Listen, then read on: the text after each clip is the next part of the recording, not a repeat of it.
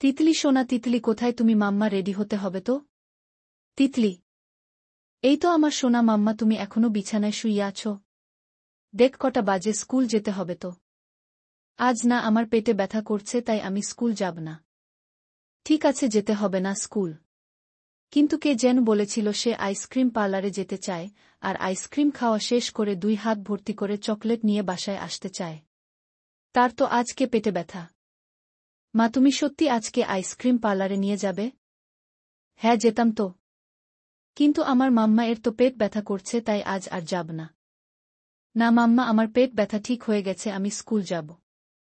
ওহ তোমাকে তো একটা কথা বলাই হয়নি মাম্মা। কি কথা। আজকে বাবাই আসছে কক্সবাজার থেকে। তাহলে তো বাবাই ও আমাদের সাথে যাবে। না শোনা মাম্মা বাবাই তো কত দূর থেকে আসছে আজকে সারাদিন বাবাই বিশ্রাম নিবে। কাল আমাদের নিয়ে ঘুরতে বের হবে কেমন। অন্য একদিন আমরা 3 জন মিলে অনেক আইসক্রিম পার্লারে যাব আর অনেক আইসক্রিম খাব। তিতলিকে স্কুলে দিয়ে ফেরার পথে টুকিটাকি জিনিস কিনে বাসায় এসে দেখি ওর বাবাই চলে এসেছে। আমাকে দেখে ওর বাবাই জিজ্ঞেস করছে কি হয়েছে আমার। আমি বললাম জানি না তবে আজ মাম্মাকে স্কুলে দিয়ে আসার পর থেকে কিছু ভালো লাগছে না।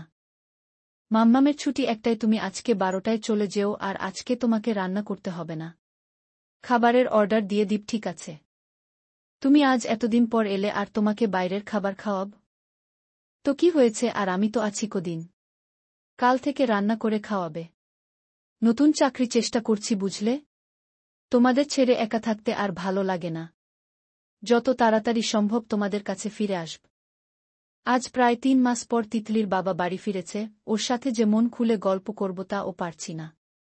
শুধু ভাবছি কখন স্কুলে যাব। কোনো রকমে 12টা বাজতে গোসল সেরেই ড্রাইভারকে বললাম চলো মাম্মা এর স্কুলে। স্কুলের কাছাকাছি আসতেই হঠাৎ গাড়িটা নষ্ট থেমে গেল। আমি কোমল ড্রাইভার ভাইকে জিজ্ঞেস করলাম কি হয়েছে। উনি বললেন বুঝছি না তো ম্যাডাম। দাঁড়ান দেখছি। কোমল ড্রাইভার ভাই গাড়ি কি হয়েছে দেখছিল। হঠাৎ প্রচণ্ড জোরে একটা শব্দ, কিসের শব্দ বুঝে ওঠার আগেই দেখলাম কিছু লোক দৌড়াচ্ছে আর বলছে স্কুলে উপর প্লেন ভাইঙ্গা পড়ছে। কোথায় প্লেন ভেঙ্গে পড়েছে বলল স্কুলে। কাছাকাছি বলতে তো মাম্মামের স্কুল। আমি উদ্ভ্রান্তের মতো দৌড়ে দৌড়ে স্কুলের দিকে যেতে লাগলাম। কোন ক্রমে স্কুলের গেটে গিয়ে দেখি শয়ে শয়ে মানুষ। স্কুলের ভেতরে যেতেই দেখি সবাই চিৎকার করছে বাঁচাও বাঁচাও। আমি শুধু পাগলের মত আমার মাম্মামকে খুঁজে চলছি। একটা একটা করে লাশ বের করছে আর আমি ছুটে যাচ্ছি। কারোর চেহারা বোঝার উপায় নেই।